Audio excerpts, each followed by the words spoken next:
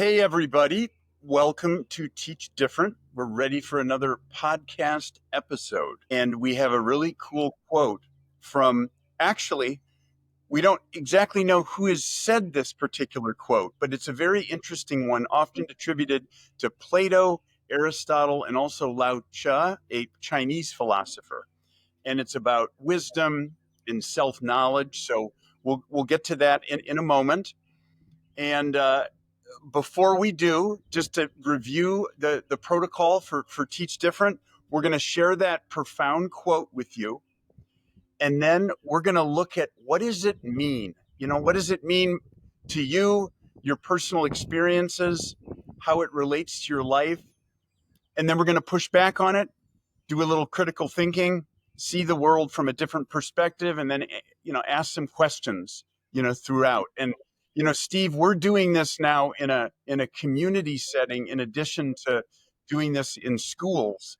And we're finding, and you can correct me if I'm wrong, but we're finding that it fits in any setting, this structure and this way of organizing conversations. Yeah, it's particularly good in a group setting, obviously. We just do it on the podcast, and it's usually two people or maybe three or four, but it can, manage a room. It provides a framework for a room in a safe space for people just to have conversations about things that matter and be authentic and get a chance to share their lived experiences with things. So what I'd like to do sometime is record one of these community conversations somehow and put one of those up on a podcast if we can do that at some point. But that's exciting. And one other thing to mention, we're looking for people who are listening who are parents that want to be part of building something with us and want to kind of be an experiment with us and try out some of our programming to teach the method to you so that you can teach it to your kid or your kids. And we're developing a system pretty much to do that, to help with conversations at home. So just go to our website and click contact us. Say you heard us on the podcast, give us your name or whatever. We'll follow up. And we're going to do that this summer. So putting that out there for anybody who's interested in, I guess, getting to know Steve and Dan a little bit. Yeah. But that's great. It's overwhelming, Steve, when you think about the fact that this is the 5th year of the podcast, and we're realizing that what started as something that we thought would only connect with students and teachers is now being appreciated by everyone. Parents, community members. I mean, it's very gratifying and overwhelming at the same time. It's fantastic. Yeah. Okay. All right. Here we go. We got our quote. I'm going to say it a few times. And again, we're going to attribute this to Plato, Aristotle, Lao Tzu, and probably others. A lot of these get lost in translations as well. So it's very hard to identify exactly which author said it and why.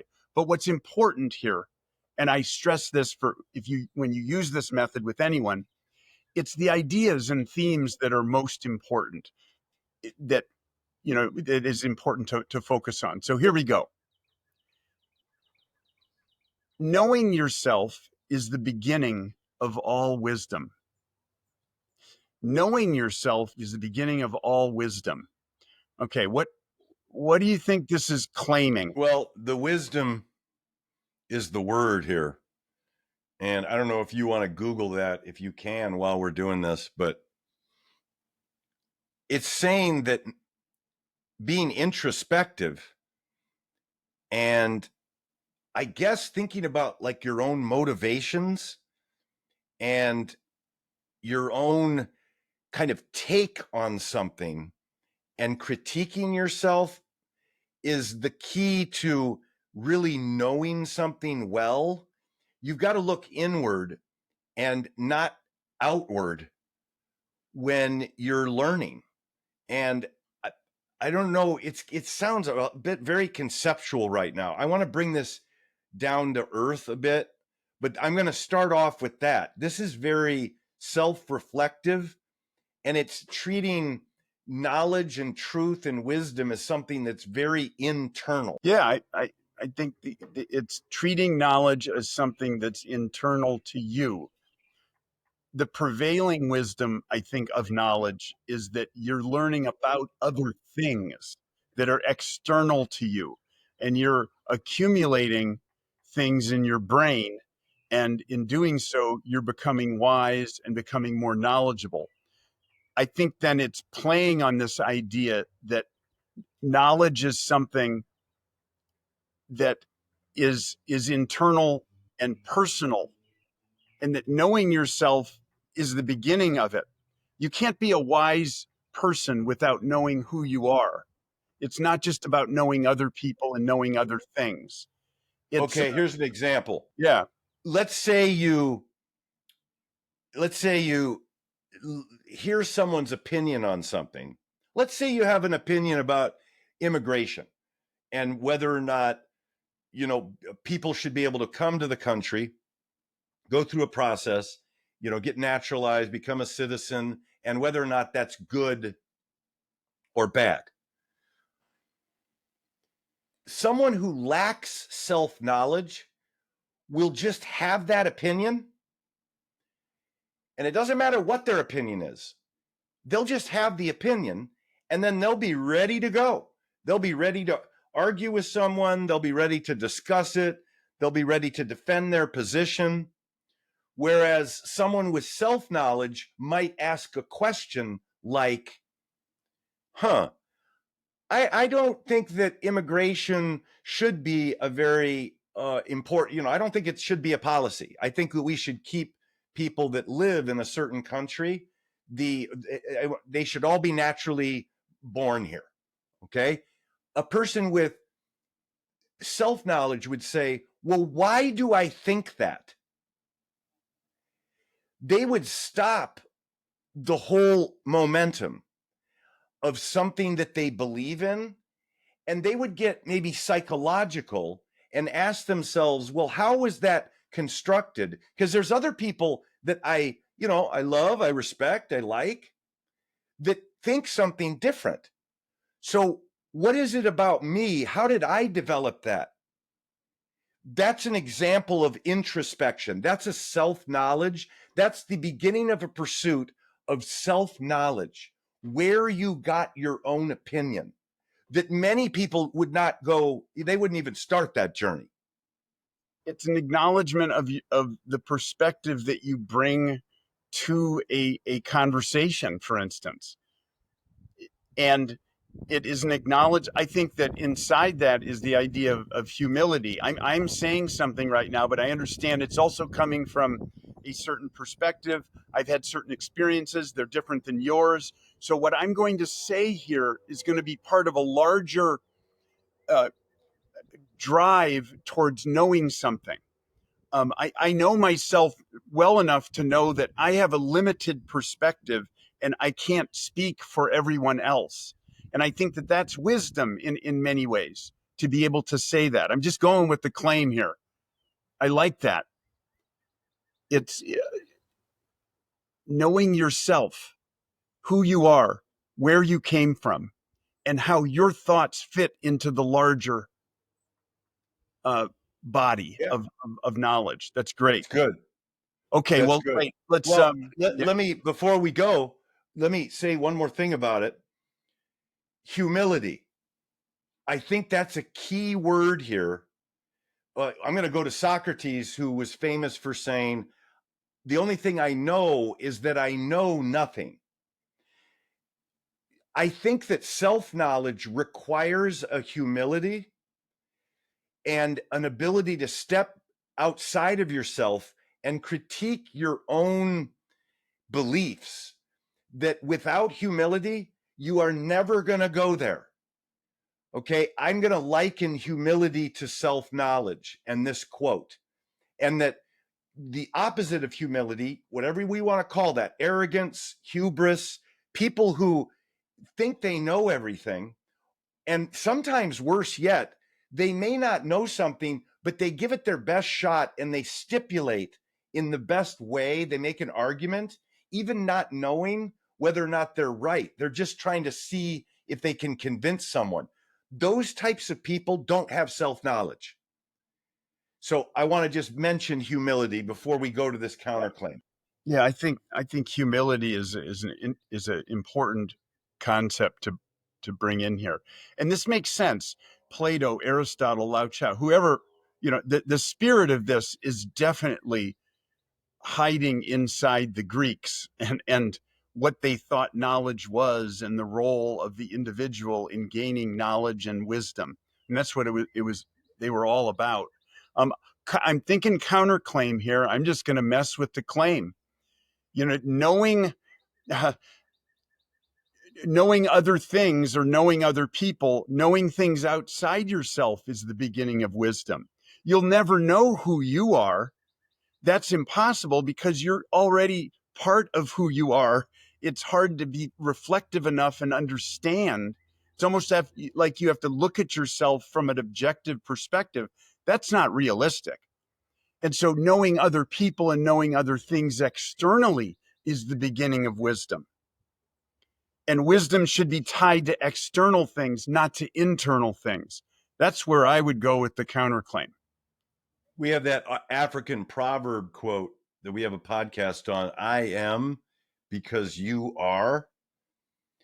I think the counterclaim, going with your thought, wisdom can also be acquired by watching others and hearing other people and listening and educating yourself. And I guess you could bring in humility as well, is part of that. But I'm agreeing with you in that if it's all about self-knowledge, if that's the beginning of wisdom, you're going to try to understand yourself independent of everybody else and your whole environment, and you're going to put all of that inside yourself. This is what gets people in mental institutions. This is where people feel a slippery slope in not really having a grounding to themselves anymore, because they think that the truth is somehow in their own head when you've forgotten about the other parts of the world, especially other people. So there's a counterclaim, right?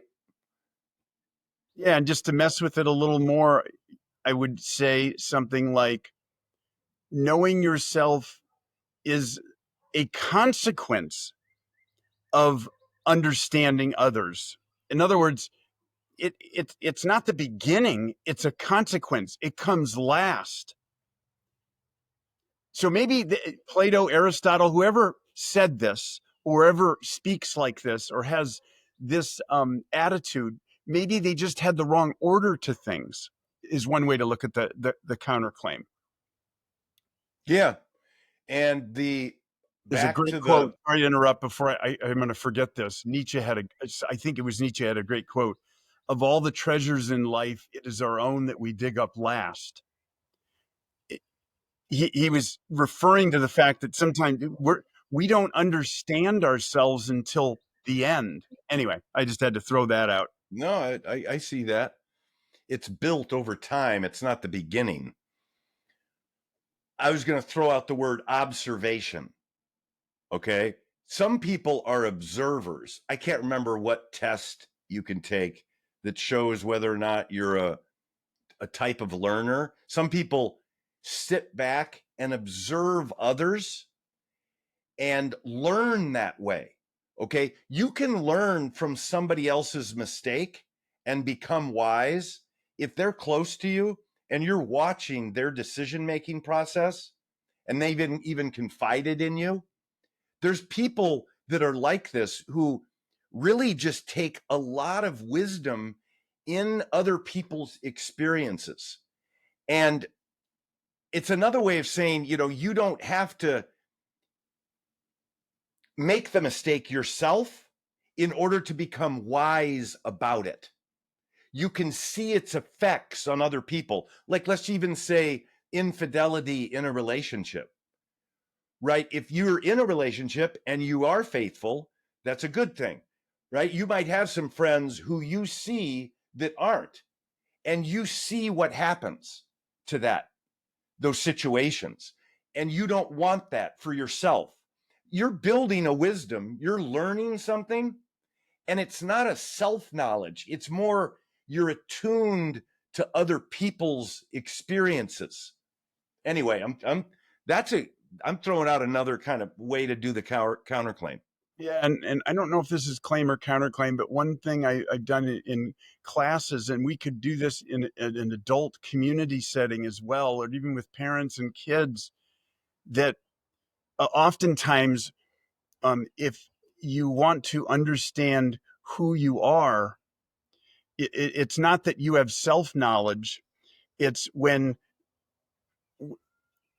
you realize that other people perceive you a certain way. We've done these activities in class where how are you perceived by others? And I find it so interesting when students hear other students' perceptions of them, and they have no idea how they're coming off. They have no idea how they are in a public setting. And so that seems to provide evidence that we'll never know. It's hard to have wisdom of who we are, because who we are is understood through the lens of other people. Well, don't say it like this. It's hard to have wisdom of who we are if we're only looking inward. If Well, we're doing both, that is a better way to do this, right? then here's Find here's out an essential question. Here's an essential question. Which knowledge is more authentic? The one that you think, that when you're considering who you are yourself, knowledge of yourself, or other people's knowledge of you? What makes up your true identity and who you are? Okay, what's that's more legitimate. really psychological, but Yeah. we are defined by others. We Okay, are, we're in and the that's weeds. aggravating. Yeah. And I'm not saying it's always bad, but that can create a life of real disappointment, confusion, confinement, when you feel like you're trapped by other people's opinions. But that doesn't change it from being true in a way, right? We are something that other people think we are, Yeah. Yeah. partly. Definitely. Definitely. Uh, but hey, I'm always going to be arguing that self-knowledge and like defining who you are yourself is so important, for your own happiness and your achievements, your success. And you get that through reflection, quiet reflection. You also get that through learning about how you're perceived by others in groups. There you go. That's wisdom. It ends up becoming wisdom, ends up becoming a combination of the two. So, all Yeah. right, here are some questions then, right? What role do other people's perceptions play in knowledge of yourself? What role should you play in defining yourself? You know, Yeah. Yeah. I want to throw in something about humility. what is wisdom? Let me Another start with question. what is wisdom. Yeah, right. I What does it think mean? that's a good mini conversation that needs to be had, because it needs to be differentiated from something like knowledge or being clever, or the different traits we associate with people who have mental acuity about something. There's something about wisdom that's different. That's worth a question. Wisdom's, yeah, a different layer. And I'll just throw something out like, how do I stay humble? How do people stay humble without getting humbled? All right? Because everybody gets humbled at some point, right?